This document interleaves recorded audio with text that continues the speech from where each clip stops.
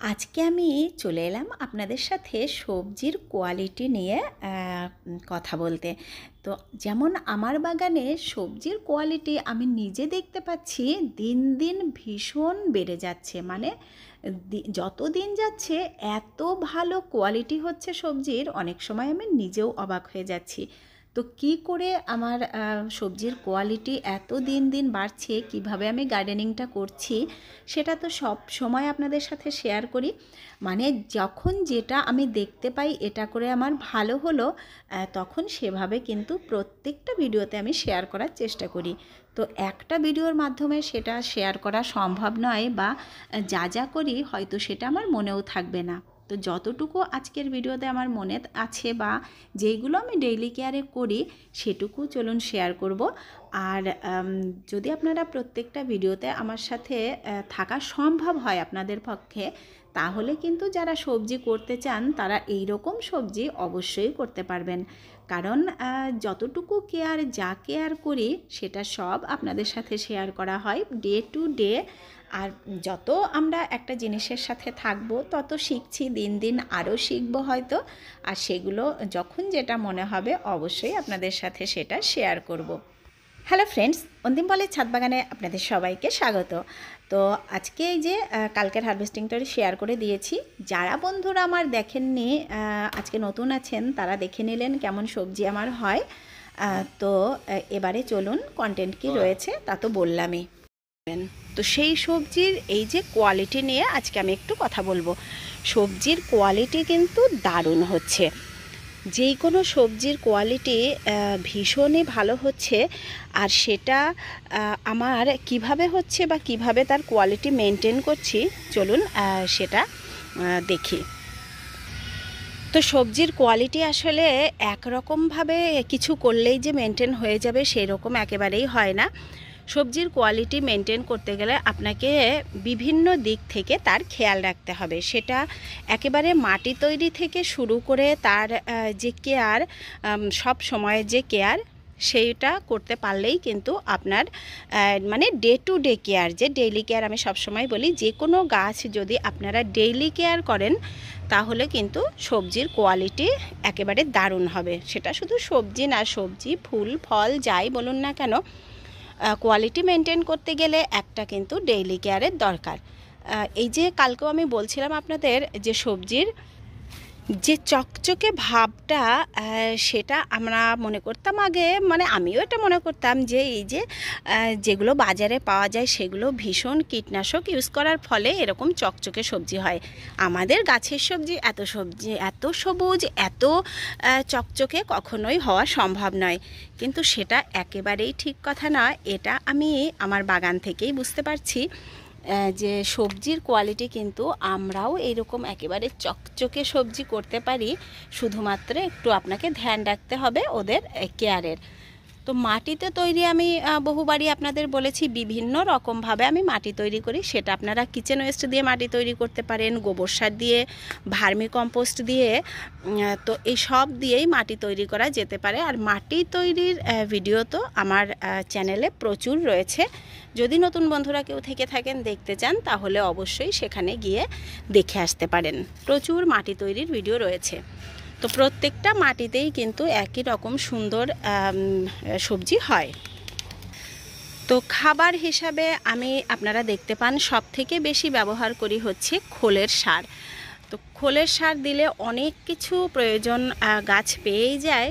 তারপরে এই যে এখন ভাতের মার জমিয়ে রেখে সেটাও দিচ্ছি। তাছাড়াও ডাল ধোয়া জল, চাল ধোয়া জল, তারপরে ডিম সেদ্ধর জল, কিচেন ওয়েস্টের যে সার বানাচ্ছি আমরা সেই সার ব্যবহার করে এরকম বিভিন্ন ঘরের জিনিস দিয়েই আমরা সবজির কোয়ালিটি দারুণ মেনটেন করতে পারি। এই দেখুন এখানে হচ্ছে গোলমূলো বেশ কয়েকটা হয়েছে, এখানে বেশ বড় একটা গোলমূলোও আছে, একদিন তোলা যাবে। আর এইরকমভাবে কেয়ার করে আমার সবজি যে কত সুন্দর হয়, কালকে যেখান থেকে মটর শাক তুলে নিয়েছি, এত কচি এত সুন্দর ছিল মটর শাকটা কি বলবো। আর কেনা জিনিস কিন্তু খুব কমই আমার বাগানে ব্যবহার হচ্ছে। এখন এই যে কীটনাশকটাও তো আর কিনতে হচ্ছে না, এই যে এত সুন্দর সব সবজি হচ্ছে সেটা কিন্তু ঘরের কীটনাশকেই তৈরি করে এই যে দিচ্ছি, তাতে তো কত ভালো কাজ হচ্ছে। আপনাদের বারবার বলছি, আপনারাও চাইলে ওইরকম কীটনাশক ঘরে বানিয়ে ব্যবহার করতে পারেন গাছে। তো একেবারে অল্প খরচে নিজের শখ পূরণ করার এর থেকে ভালো কিন্তু আর জায়গা হয় না। আর বিভিন্ন রকম বীজ আমি বাগান থেকে এই যে সংগ্রহ করে রেখে দিই, আর সেইগুলো থেকেই কিন্তু আবার পরের বছরে সবজিও হচ্ছে। যেমন ধরুন এই যে আপনারা রাখতে পারেন বেগুন, আমি একটা বেগুনের বীজও রাখবো, কারণ এই যে এই জাতটাও ভীষণ ভালো। আর এই যে আমার বেডে যে বেগুন হচ্ছে, এই বেগুনের জাতটাও ভীষণ ভালো। দেখতে পাচ্ছি বেশ বড় বড়ই সাইজ হবে মনে হচ্ছে। এই দেখুন এদিকে একটা বেশ বড় হয়েছে। তবে এখন বেশ কয়েকদিন আমি হারভেস্ট করতে পারবো না, কারণ আমাদের সামনের বাড়িতেই বিয়ে বাড়ি। তো হয়তো এরকম হতে পারে যে আমি প্রত্যেক দিন এখন ভিডিও নাও দিতে পারি। অবশ্যই চেষ্টা করব ছোট্ট করে হলেও আপনাদের সাথে আসার। তো কাল থেকেই তো আমাদের সব শুরু হয়ে যাচ্ছে, আর বিয়েবাড়ির নেমন্তন্ন রয়েছে আমাদের 4 দিন।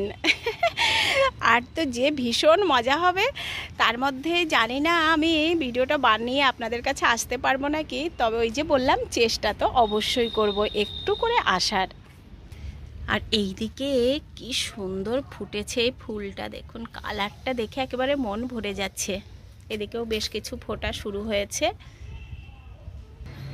তো এই যে সবজির যদি আপনারা খুব ভালো কোয়ালিটি মেনটেন করতে চান, তাহলে যেইভাবে আমি গার্ডেনিং করি, আমি সব সময় যেসব টিপসগুলো ব্যবহার করি বলি আপনাদের, তো সেই সব টিপসগুলো আপনারা কাজে লাগিয়েও কিন্তু সুন্দর এরকম কোয়ালিটির সবজি করতে পারেন। আর সেই সবজির টেস্ট তো বারবারই বলেছি, যেটা আমরা অর্গানিকভাবে করি সেটার টেস্ট কিন্তু অপূর্ব হয়, একেবারে জৈবভাবে।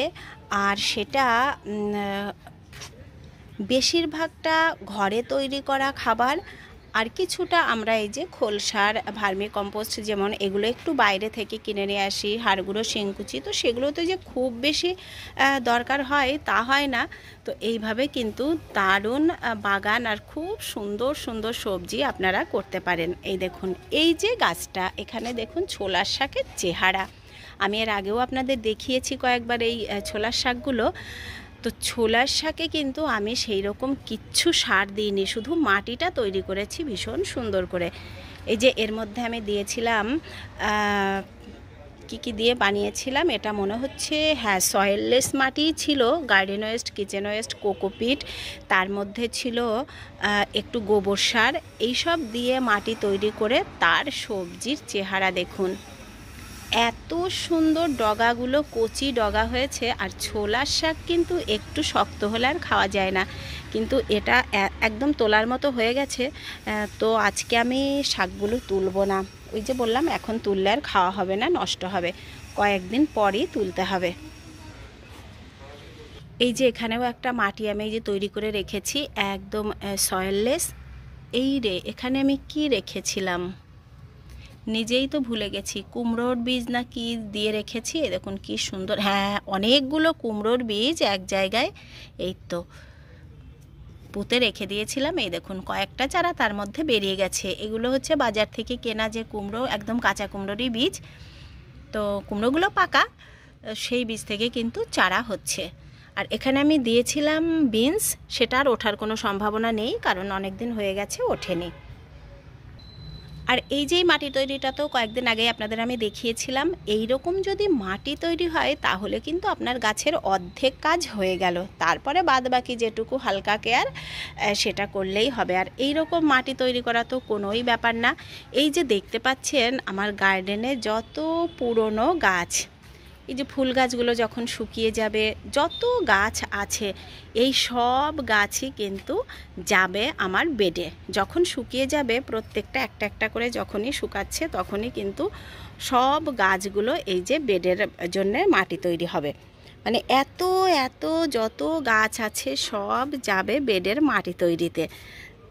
এই যে এদিকে দেখুন কালকে কপি তুলেছিলাম, সেই কপির পাতাগুলো এই যে রোদে রেখে দিয়েছি, একটু শুকিয়ে যাবে তারপর রেখে দেব। এগুলো সব বেডের কাজে লাগবে। তাহলেই ভাবুন কত মাটি, পুষ্টিকর সুন্দর মাটি আমরা কিন্তু বাগান থেকে প্রচুর পরিমাণে পেয়ে যাব। তাহলে বাইরের মাটি আমাদের আনার একদমই দরকার নেই।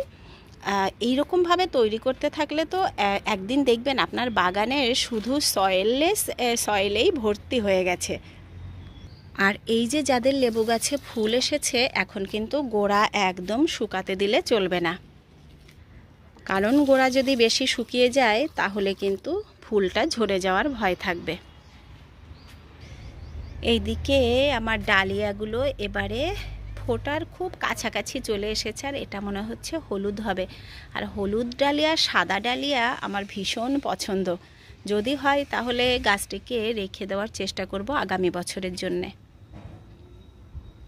আর কালকে আমার এক বন্ধু যে জিজ্ঞাসা করছিলে যে গাদার কাটিং কি করে করবে, কখন বসাবে। তো গাদা বসাতে গেলে বীজ থেকে যদি চারা করতে চাও তাহলে ওই পুজোর সময়ে, ওই সময়ে বীজ ফেলে দিলেই হবে। আর যদি মানে ওই সেপ্টেম্বর অক্টোবর মাসে, আর কাটিং করতে হলে যদি কাটিং করে করে করতে চাও আগে বর্ষাকালেও বসানো যেতে পারে। বর্ষায় বীজ চারাটা তৈরি করে সেখান থেকে এবার কাটিং করা যেতে পারে। আর গাদা তো অল্প দিনেই হয়, গাদা নিয়ে কিন্তু খুব একটা ঝামেলা আমাদের হয় না। ওটা কাটিং থেকেও করা যেতে পারে, আর এবারের যদি গাছ থাকে সেই গাছ রেখে রেখেও করা যেতে পারে। আর যেভাবে আমি রাখবো সেটা তো বাগানের সাথে থাকলে তোমরা দেখতেই পাবে। এবার পাঁচের বীজ ছড়ানো যাবে। এই যা, কোথায় একটা ভেঙে গেল, যা এটা ভেঙে গেল গোড়া থেকে দেখাতে গিয়ে। না, একটু লেগে আছে, কোনো অসুবিধা হবে না, চারা হয়ে বীজ হয়ে যাবে। তো পাকচই অ্যাকচুয়ালি সর্ষেই। আমরা যে প্রথম যখন নামটা শুনেছিলাম আর দেখেছিলাম তখন ভেবেছিলাম কি যেন নাকি, একেবারে সর্ষের মতো দানা হয়েছে, দেখতে পেলেন।